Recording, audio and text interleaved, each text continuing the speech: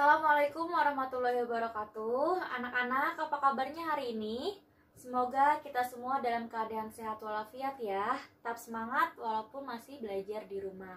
Udah pada siap kan alat tulisnya? Dah, oke. Sebelum kita mulai pembelajaran hari ini, alangkah lebih baiknya kita berdoa terlebih dahulu ya. Berdoa dipersilakan.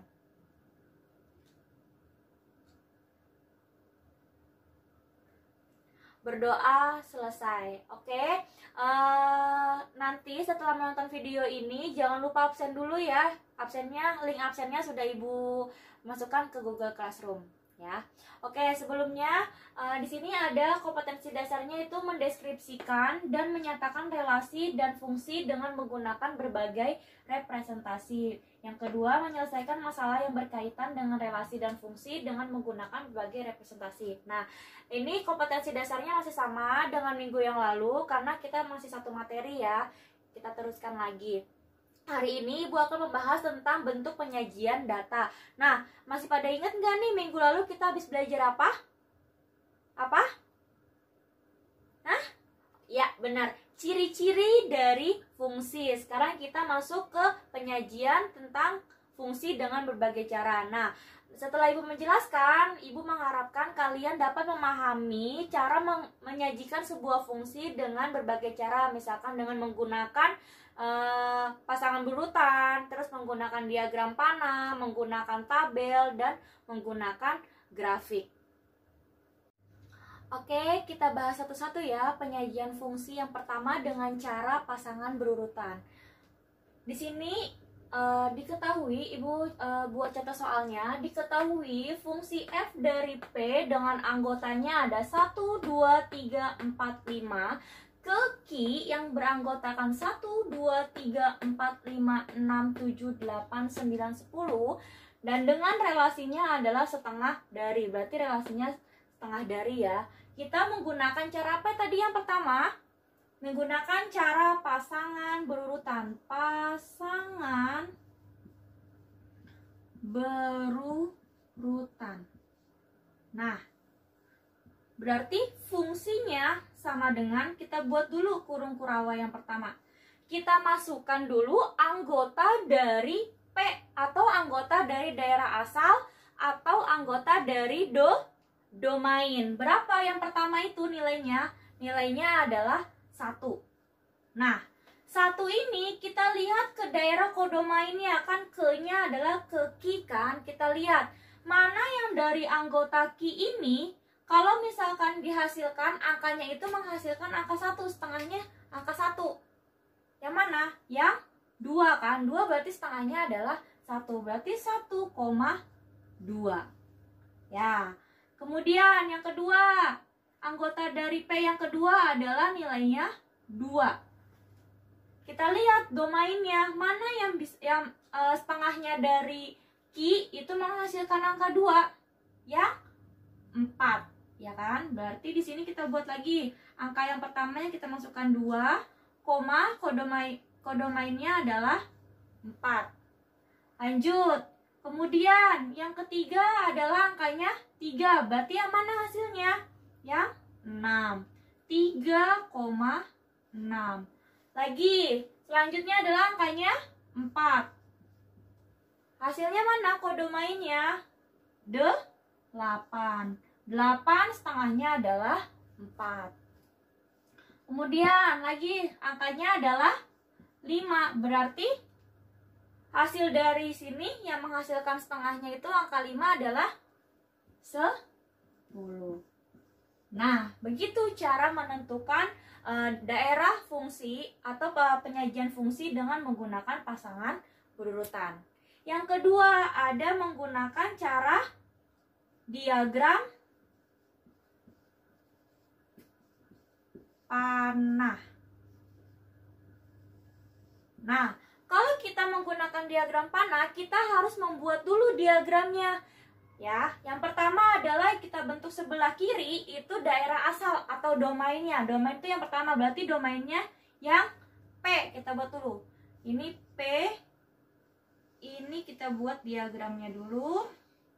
Nah, di P itu anggotanya ada berapa aja? 1, 2, 3, 4, 5 kan? Kita masukkan ke sini. 1, 1, kemudian 2, kemudian 3, kemudian 4, dan 5. Selanjutnya kode mainnya adalah yang Ki, yang ini. Ki itu berarti anggotanya berapa aja? Ada 1, 2, 3, 4, 5, 6, 7, 8, 9, 10. Nah, caranya diagram panah yaitu kita memanahkan dari dari daerah asal ke daerah hasil, dari domain ke kodomain. Sama caranya kayak tadi. 1 berarti tadi 1/2-nya dari apa? Dari 2 kan? Berarti dari 1 kita tarik panah ke angka 2. Seperti itu. Sekarang yang kedua, 2 berarti setengahnya dari apa?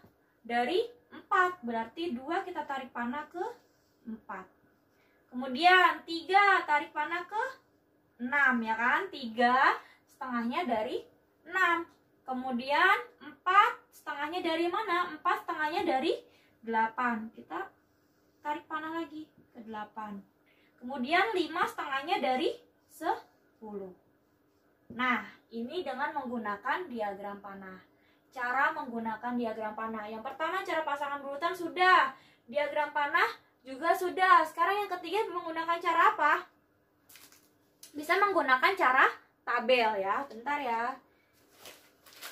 Ini yang cara ini kita hapus dulu.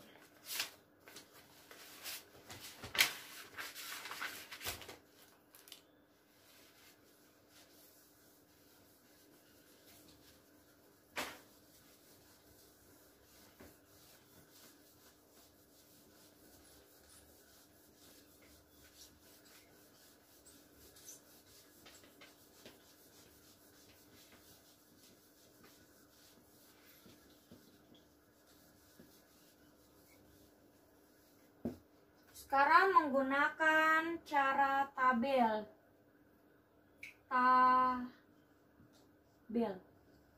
Soalnya masih sama ya. Diketahui fungsi f dari p yang beranggotakan 1, 2, 3, 4, 5 ke Q yang beranggotakan 1, 2, 3, 4, 5, 6, 7, 8, 9, 10 dengan relasi setengah dari. Nah, di sini dengan cara tabel berarti kita harus membuat tabel. Kita buat dulu tabelnya.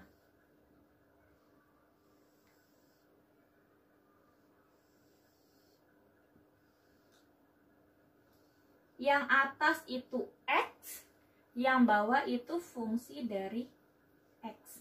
Nah, yang atas ini kita isi dengan daerah domainnya. Berarti daerah domainnya yang ini, anggota domain. Berarti ada 1, 2, 3, 4, 5. Nah, yang bawah kita isi dengan daerah yang kodomainnya. Berarti tadi berapa? 1 itu setengahnya dari mana? Dari 2 kan? Berarti sini tulisnya 2. Kemudian 2 setengahnya dari mana? Dari 4.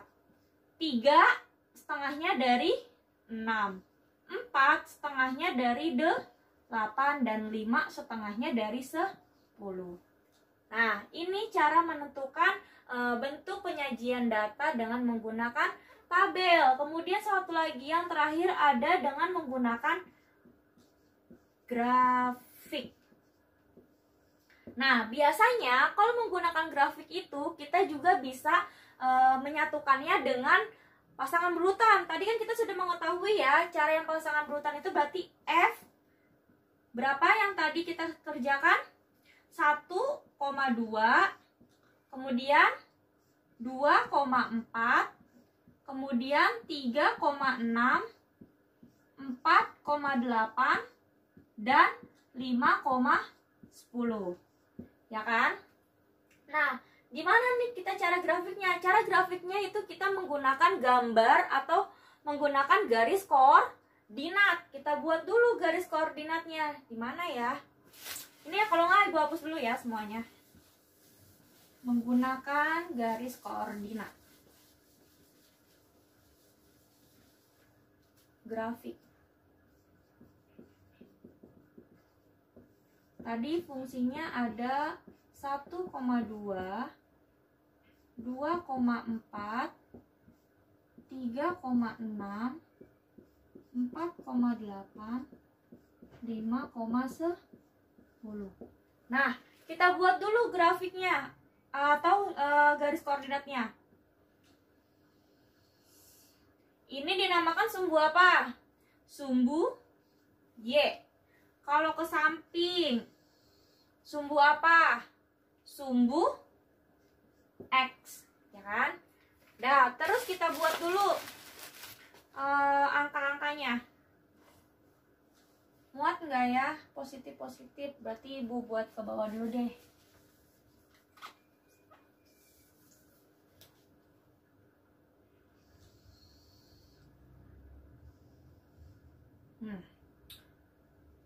Ini 1, 2, 3, 4, 5, 6, 7, 8, 9, 10.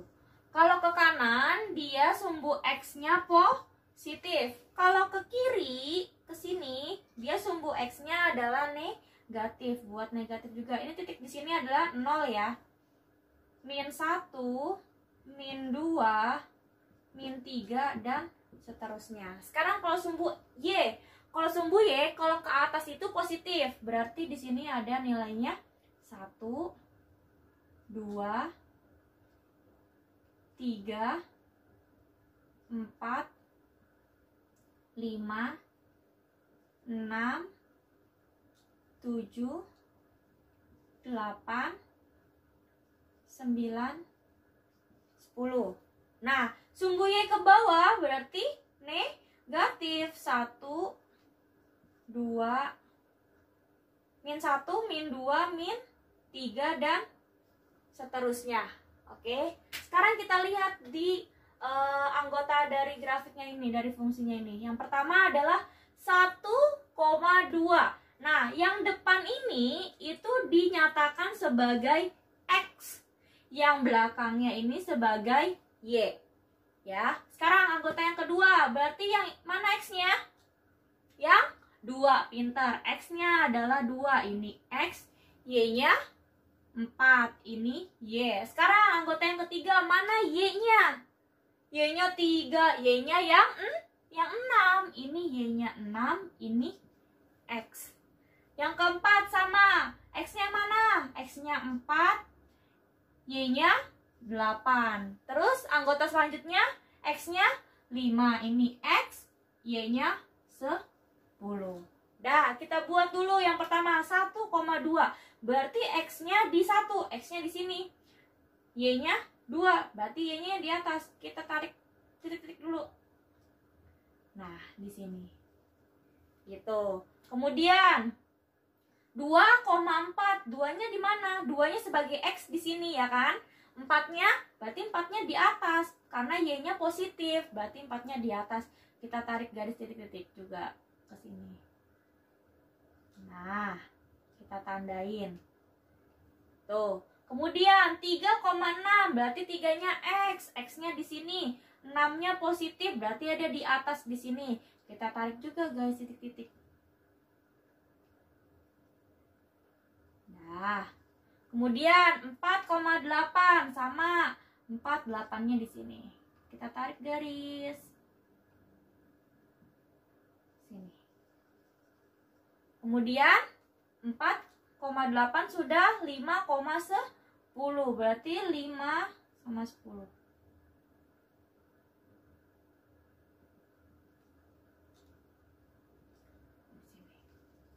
Nah, setelah ini bisa kita tarik garis. Nah, itulah cara-cara untuk penyajian sebuah data. Nah, dari cara-cara tersebut kita juga bisa mengaplikasikannya ke dalam kehidupan sehari-hari. Misalkan, kita kalian pernah nggak sih pergi ke mall?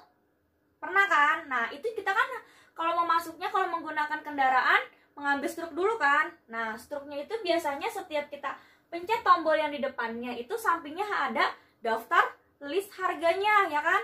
Di list pertama biayanya berapa, kemudian sejam selanjutnya, 1 jam selanjutnya itu biayanya juga berapa, ya kan? Misalkan